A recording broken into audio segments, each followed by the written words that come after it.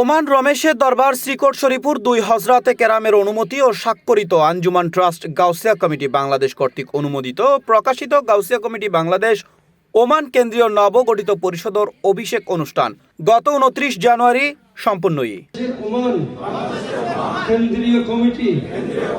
উক্ত অভিষেক অনুষ্ঠানত আহ্বায়ক কমিটির প্রধান আহ্বায়ক মোহাম্মদ ইমরান হোসাইন পেয়ারোর সঞ্চালনায় সভাপতিত্ব করেন নবনির্বাচিত সভাপতি আলহাজ মাওলানা মোহাম্মদ আব্দুস সালাম আল কাদরি।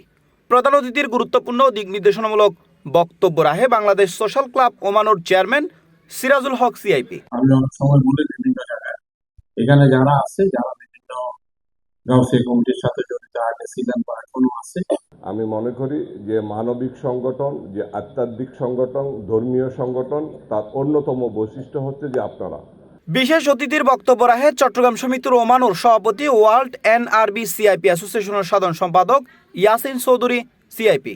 উদ্বোধক হিসেবে বক্তব্য রাখে গাউসিয়া কমিটি বাংলাদেশ ওমান কেন্দ্রীয় পরিষদের উপদেষ্টা মোহাম্মদ শাহাবুদ্দিন সিআইপি।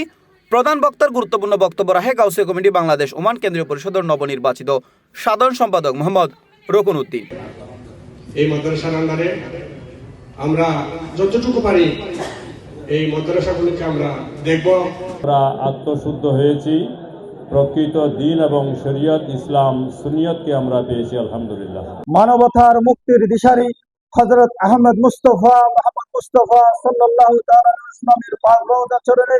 উক্ত অনুষ্ঠানত আরও উপস্থিত আছিল সোশ্যাল ক্লাব চট্টগ্রাম সমিতির আঙ্গুনিয়া প্রবাসী কল্যাণ পরিষদ সহ বাংলাদেশ কমিউনিটির সিনিয়র নেতৃবৃন্দ। এই সময় নবনির্বাচিত কমিটির নাম ঘোষণা করে সোশ্যাল ক্লাবের চেয়ারম্যান সিরাজুল হক সিআইপি এবং বিভিন্ন শাখা কমিটি মোবেলা, আলবেরইমি, বৃহত্তর সোর, সোহার, আমরাত, বারাকা, বিদিয়া সানায়া, মোলদ্দা, রুই, হামেরিয়া, আল ওয়াবি শাখা সহ প্রায় 3200 শাখা কমিটির সভাপতি, সাধারণ সম্পাদক সহ প্রতিনিধি ও কার্যকরী কমিটির সদস্য উপস্থিত আছিল। আর গাউসিয়া কমিটি বাংলাদেশ ওমান কেন্দ্রীয় পরিষদের যে একান অভিষেক অনুষ্ঠান অনুষ্ঠিত দরবার শ্রীকোট শরীফুর আরারে অনুমোদন দিয়ে নবগঠিত পরিষদের শপথ বাক্য পাঠ গ্রহণের মাধ্যমে অভিষেক সম্পন্ন করে প্রবীণ আলেমেদিন আলহাজ মাওলানা মোহাম্মদ হাসান শাহ নইমি। পরে মিলাদ ক্যাম্প, দোয়া ও মোনাজাতের মাধ্যমে দেশ জাতীয় প্রবাসকলের উন্নতি ও কল্যাণ কামনা করি অনুষ্ঠানের সমাপ্তি ঘটে। রব্বুল আলামিন মাহে শাবানুল মুআজ্জম সামনে সোমবার আমাদের সি+ টিভি চট্টগ্রাম।